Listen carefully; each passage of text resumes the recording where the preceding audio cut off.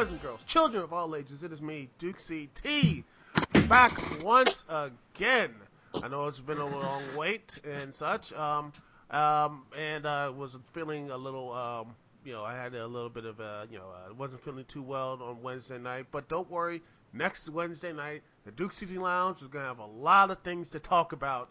Oh, not just in the wrestling world, but also in the world of everything else. So we're going to have a lot of stuff to talk about next week. But meanwhile, we are going to be here talking with two of my favorite guests about Wrestlemania 35 and, well, all the stuff that happened on that show. So introduce yourself, guys. Yo, Rowdy C report. And Rowdy C reporting here. Yo and hello, my rowdy friends. And it's writrzblok Jeff Gwinnett coming back at you again. Well, hopefully there'll be only less hiccups right now. But anyway, let's talk about the grandest stage of them all, the showcase of the Immortals, yada yada, WrestleMania. And wow, when you think of WrestleMania and such, what was your what is your interpretation and such? What was your main thing to look at this show before the event was? Me, it was Kofi and Daniel Bryan, and that was my main match. And I want to see what was your main match coming into it. What what was your like big hype match coming into it, WrestleMania? Yeah, I think we're all kind of in agreement on there. That was probably the match that had the best build-up coming into it, and just had probably the most satisfying conclusion at the end of it all. I mean, it was. Okay. I mean, for me, it was it was the women's main event. Unfortunately, it just got way too convoluted and way too overcomplicated. And when they basically just they had gold right there, they just just decided to put more ingredients in than what was necessary. Well, let's start off the show. We had the WrestleMania host, which is going to be a thing, with Rowdy C's favorite wrestling women's wrestler, Alexa Bliss, hosting Her the name. show. Yep, Alexa Bliss. And then welcome the crowd. She brought up old Hulk Hogan to hype up the event, and then Hulk Hogan got the city wrong and such. Tried to be a little bit of funny stuff. Yeah. And yeah, and then after that we had Paul Heyman walk out while Hogan was like leaving. They just leave. It was a really confusing thing, but it felt like it really felt like a shock because I honestly thought the first match was not going to be a Universal Championship. I thought it was going to be I thought Shane McMahon and The Miz would start off. I thought Kofi and Bryan would start off. Heck, I even thought, AJ and Orton. AJ Orton, heck, maybe Roman Reigns and Drew would start off. Or Finn Balor and Bobby Lashley. But this was shocking as Heyman came down, said he was pissed off of, that Brock Lesnar not going to be in the main event. So he says he's not going to wait the entire show for his Universal Championship defense. Because Heyman probably is smart, because, you know what, I'm going to leave. I'm going to sit there and going to leave after. I'm like, you know what? Traffic is going to be crap, which he was prophetic. He saw that coming. Yeah, we'll get to that before I get to that later. Oh, yeah. And he said Lesnar and the Lesnar and Rollins match is going to start right now and such. He said, screw it. And then we had our first match, Brock Lesnar versus, the winner of the Royal Rumble, which is, surprisingly supposed to be be a part of the main event of WrestleMania, which, seems to be just declining year after year after year at this point. It was a match, you could say, because Lesnar and Rollins didn't really have one. Lesnar just came in and just did this whole suplex city, and then after that, the match started. Lesnar did more stuff, and then Rollins hit hit Lesnar in the balls, and then had 3 stomps to win the Universal Championship. That was it. Yeah. I did not like that.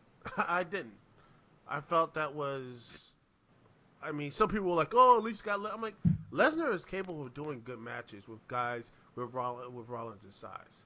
I mean, it felt like a bit of a very anticlimactic end to the have Beast's probably reign. have you probably have flashbacks going to back to WrestleMania 20 and maybe Brock's whole mail it in performance that took place in that one. I think probably what happened was he did kind of go into this thing thinking Brock pretty much knew this was probably going to be his last appearance in WWE, and they probably saw it coming in that sense, which is why they went to let's just get all anyone wants to see is ultimately Seth win the title. Let's get it over with quickly. And personally, I think it was kind of handled about as best they could possibly do it. I mean, I don't think people were waiting, anticipating that particular match. They just wanted to see just get the belt off Brock as quickly as possible.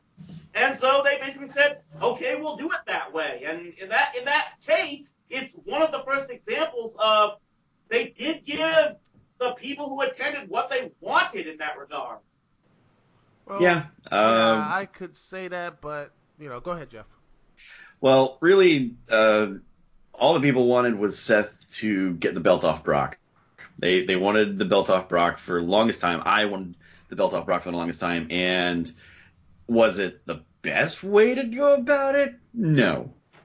Was it the best match those two could have probably had? No. But but I don't. Hmm. Um, Main I event.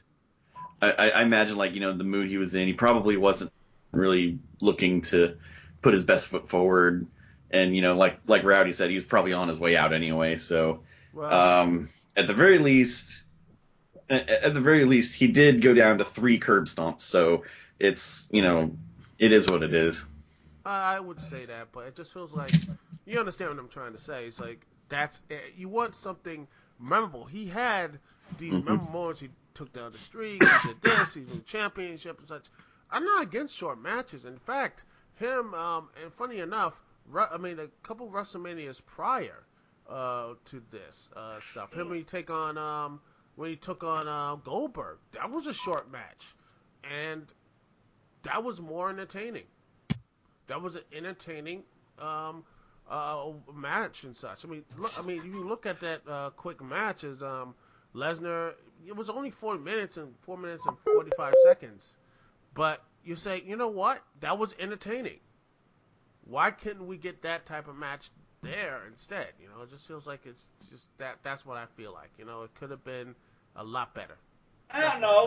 think. From a realist, I don't know. I guess from my time of being a realistic standpoint, that was probably I'd say that's probably the way a Seth Rollins type person I think could beat a Lesnar. Just surprise him and come after him right there immediately. You can't wear down a guy like Lesnar because so many other guys tried. Look at this way. If a guy like Braun Strowman couldn't win the long game against a Brock Lesnar, you really can expect a Seth Rollins to do it. You have to. It's almost like Seth looked at everything. Mm, yeah. Um. But yeah, that's Roman beat him quickly as well. It's like Seth knew in his mind, like, the only way I'm going to beat this guy is to get after him now and immediately. I can't make this a long match. I got to go after him ASAP. Take the first opportunity I have, which he did with that low blow, and then just the 3 straight. the 3 stops, and that was the ball game. Kind of Which the lone wolf in this regard. Sorry, not no reference to Baron Corbin intended there, but just I was one person that actually really did enjoy and believed the way that match turned out. I get you that. I will say that. But let's move on to honestly one of my big disappointments in match: AJ Styles versus Randy Orton. And there were some issues during the match because during the match, um, there was like the yellow light was blinding Hmm. like most of the fans, which I Yeah. was, that And Nobody could see shit. Yeah, and that was another issue, and the fact that AJ Styles was supposedly Time. hurt. He Yeah, was hurt. yeah. Supposedly, you wonder how much time WWE gets building up to this mania to test these things, like these lighting structures. Like these were, it wasn't a problem when they first started going into these outdoor events. I know it didn't seem to be a problem when they went to Jacksonville for WrestleMania 24. I believe that was. It was like, Well, yeah, it didn't happen, but I think these oh, issues, you know, yeah, it's an issue. Yeah, it is a difficult problem with the production. situation. Yeah. Yeah, Yeah. and honestly, that worst thing, AJ was hurt during this match. Supposedly, he was Yeah. injured, and I'm like, I don't blame Randy Orton for that. And such, but things happen. But that match was just slow. It was prodding, and I gotta say, the SmackDown match between those two last year was so much better. It was a lot quicker. The pace was good. Those guys have really good chemistry, and I thought that match should have been. I honestly wish that should have been I honestly thought that should have been a WrestleMania match last year. To be perfectly I honest. Yeah. uh there's like a couple of matches I think really should have just been on their respective shows instead of WrestleMania, to kind of reduce the runtime. It's that one and Samoa Joe and Rey Mysterio. But we'll get to that when we get to match. that. Yeah, it's still a good match, but I think that it really belonged on SmackDown rather than Yeah. WrestleMania. Hopefully, they do a rematch later down the line. I think it'll be a lot better. Kind of like what Miz and John Cena had at WrestleMania 27, which I was there live, and man, I saw it then, and I said it in my review, and I said it, and all that stuff.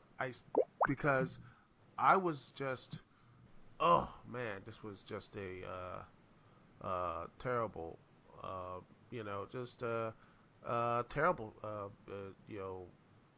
just a terrible match. Yeah, the match on Raw was so much better. It was because I think it was Cena got like a concussion. So, but yeah, I give this match like a 4 out of 10. I was like not this. I was really disappointed. But the next match, wow, what a! I was like, this match was really good. Usos Fatal 4-Way Tag Team match with the WWE SmackDown Tag Team titles, really Hmm. good. And shout out to the Bar, Cesaro, Sheamus, and Ricochet. That's in the ring. Not just the Usos, but you got Aleister Black, Ricochet, The Bar, and Rusev and Nakamura. You got 8 solid performers in there. You know, Yeah, really good stuff. And to me, I sit back and I'm like, really good. I mean, yeah. And honestly, I love that with that one moment of Cesaro's the spin with Ricochet. Hmm. Oh my gosh, I Yeah, got he's dizzy watching it. he's still spinning him. I'm Oh, going to confess that this was probably the one of the matches I didn't have that much interest in, and just the fact that, especially that the Usos retained this. Actually, they retained on this night, only to drop the belts to the Hardys the next couple nights on SmackDown. Kind of suggests to me that WWE's kind of really up in the air right now. They're not really sure who to pass on as the next big tag team, at least on the SmackDown brand, anytime soon. But that's the one concern I think I might have, is that they don't have. a I don't think stable foundation. yeah, I don't think they know Yeah. what they're going to do with the tag team division on SmackDown as of right now. It's who else they can who else they can have to pass over from the Usos, especially since they just can't hand them over to the New Day now that we've heard that Big E is suffering from an injury, which Oh we'll probably man, get the to that. WrestleMania, man. Woo. We'll get to that later, but man, the injury list after WrestleMania is astounding and such. And by the way, but I honestly think Aleister Black and Ricochet should have won here because they had multiple championship shots. I think if they Hmm. would have won here, it would have been a great way to send some new talent and some way to say this guy NXT. Heck, they got a huge crowd pleaser. Ricochet really wowed the crowd Hmm. and such, and I think there's a real future star of Ricochet. I Hmm. followed him since Prince Puma days in Lucha Underground. I think that this guy can be that big star if they know how to manage him and build him up slowly but surely. And after the superstar shakeup, wherever he lands, I hope he does get the tag team, but also I hope he gets more of a singles push. Heck, if he's on SmackDown or something like that, Joe's on SmackDown, I wouldn't be mad if Ricochet and Joe fight out for the United States Championship. Mm-hmm. That should be something really good. Wait and see on that. Yeah, but overall, Usos win. I thought was really good. A great moment for the Usos, and yeah, something I think it was something that really helped the match, the show get better. And the funny thing is, this match right here, the next one, actually was one of the most entertaining matches on the card, which I didn't think it was going to be. Shane McMahon versus The Miz, a Falls Count Anywhere match. Wow, That was I really did like this match. I did. I thought this match was, it had everything. It had Miz being the babyface that people, who'd have thought a Miz babyface run after the first failed one? The people were cheering him on and everything. Shane McMahon with his Mm-hmm. best in the world being, getting the announcement multiple times. Yeah. And and heck, we got a good meme out of it with Miz's dad. Yeah. Yeah. Oh yeah. Well, it just goes to show you again what can happen when you put a good storyline behind a match, and you have a reason why these two guys might not be the most skilled wrestlers. Yeah, it's not that. It's the way to connect to the crowd. And you just have guys who just want to flat out beat the crap out of each other. That's what can make for a compelling match. We just seeing that happen. Yeah, that's what I think. Plus, it's just it. Plus, it's just nice to see Shane McMahon get his ass kicked. Exactly. Basically, one of my favorite spots of the whole match was him. Miz punched him. He just bounced off a golf cart and just fell to the ground. I'm like, Yeah. that was hilarious. And then, and the that way was that was a sick fall right there. That was just nasty. Give props to Shane, man. He is a crash dummy and such, man. And honestly, the way the match, even at his age, he's willing to take some bumps more than probably some other people that we could probably think of. Oh yeah. And the way the match ended was actually pretty clever.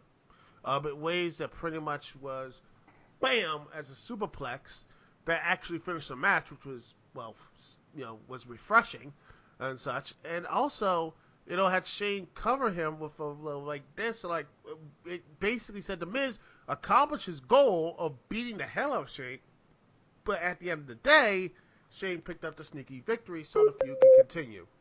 And honestly, and like I said on Twitter, this is, I believe, the second time Shane McMahon has won at WrestleMania. The first time he beat X-Pac and defended the European Championship with the help of Triple H and such. But this is the second time he actually won. More time than not, he has taken the L at WrestleMania. Mm-hmm. But I think this whole feud is far from over. You guys, the rest of the thoughts? Like I said, I really did enjoy this match. Because they need to up the stakes a little bit. I think you put the way they said the best in the world trope, I honestly think that will probably be on the line the next time. Shane's gonna get so high, it's like, I already beat you, Miz. You know what? I'm gonna put my best in the world best world title on the line because that proves 100% I will guarantee win. He will have, of course, I think his flunkies, which I'm surprised he didn't have any flunkies last time. But I think that'd be something next time they can actually, next time. You know what I mean? So Perhaps. Perhaps. And let's see. Next up is one of the most infamous matches. The Fatal 4-Way Women's Tag Team Championship match. The Iconics, the Boston Hug Connection, Bayley and Sasha Banks, Nia Jax and Tamina taking out Beth Phoenix and Natalya. The only real interesting part of this match for me was Beth Phoenix and Natalya coming out with Bret Hart. It was Hmm. after all the stuff and drama that happened in the Hall of Fame. It was really nice to see Bret, seen, looking good and such. But man, this match just, I don't know what happened. It just was, it just looked so off from the get go. Was that just me? Because it felt like it was off. No, it never quite hit that next gear. Yeah. Not for lack of trying, but it just didn't really get going. Yeah, and honestly, I don't know what happened. Heck, you had one of our big injuries here. You had um, Nia Jax that she was Mm. actually suffering.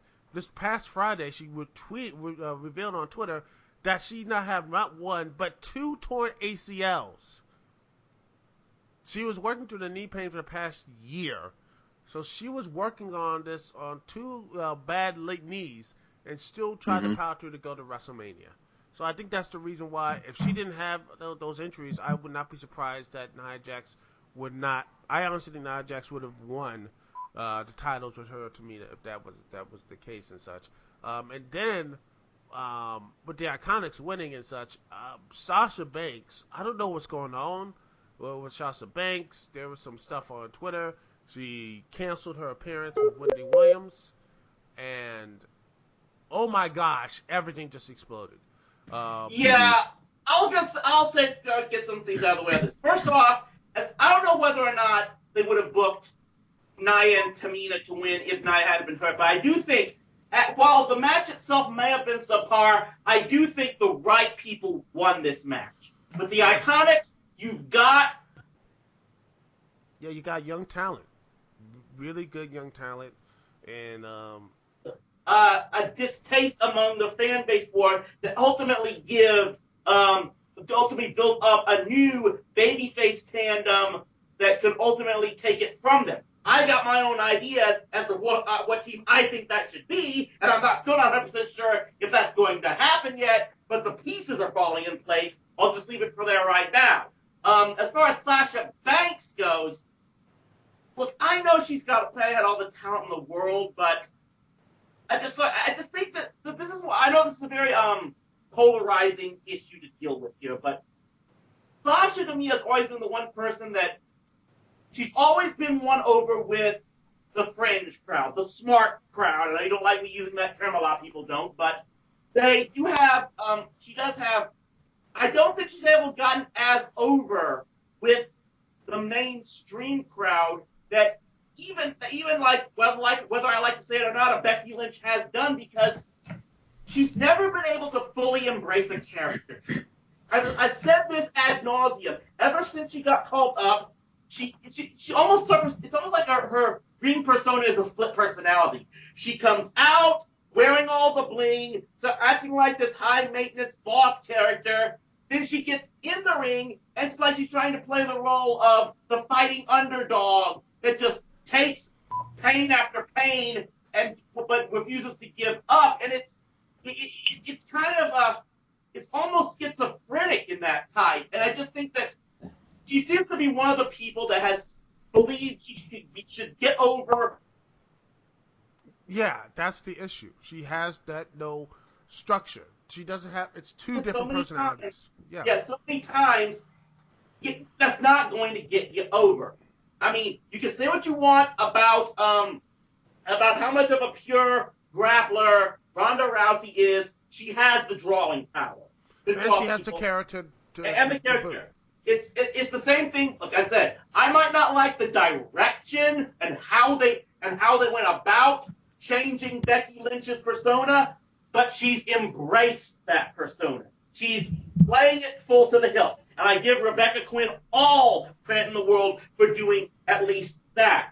Same thing with Charlotte Flair. She's got the drawing power, the charisma that just pulls people in. There are reasons people that these characters were brought into the main event status. And I know this is kind of callous for me to say, but if you want to get over just on athletic ability, you should probably doing it in an actual competitive sport. That's not going to get you buy-in Major Pro Wrestling. Oh yeah, and that's the problem with the character. Heck, Bailey has issues as well, but I think Bailey has much more of a grounded character than Sasha in this round. And not only that, um, I mean, she's feeling. I think a lot of people I look at other forums and such, people I talk to and such, they say that honestly, Sasha, they say it reminds the frustration reminds them of how Dean Ambrose is feeling and such, like how Dean Ambrose really looks at what he does as art and what he does in the ring is he really feels like the art stuff about pro wrestling and such. He likes that type of stuff, that type of focus, that type of and all that type of stuff that goes into it. He doesn't like how WWE does his character or anything else. That's why he's leaving. And I think all the frustration, how much success she had 4 championship reigns, but it does. I mean, at the end of the day, if she's not really feeling happy and not feeling, the WWE's not really doing much for her. Heck, I agree. They really don't really know what type of way her character is. I'm like, if she's not really happy and she feels like she's not really doing a good job, WWE's not doing a good job portraying her character. I mean, look, I know it's a meme at this point, but there's always a W, there's Impact, there's Ring of Honor or any other places and such. So I think there is a way, there are things building up for people to say, you know what, that's it. I like Bank. If Sasha Banks wants to leave, I'm not going to really be too, I'm not going to be like, oh, how dare she leave? I'm like, no, this is what she feels that way. You know what I mean? I'll admit that you gotta. If they're not happy there, it's not. There's nothing against trying to move on to someplace else, but just sometimes they have to take also at the same time take stock in. To find happiness somewhere else, I wish her all the best, but maybe it is time they may have to. All parties might have to move forward. Oh yeah, Jeff, your thoughts about this? As far as yeah, Go ahead. yeah, as you keep cutting out. But as far as in my opinion, if you're not happy where you work, and if you don't feel appreciated, then either take steps to change that, and if you can't, then it's time to move on. Yeah, and it's a shame because I think there is still stuff that Sasha Banks wants. I think she needs to take a break. Bailey needs to take a break, and just take a long break and then come back fresher and more. I think that's what needs to happen personally. Just take a long break, deep break to come back and recharge the batteries and such. That's what I think Sasha Banks needs.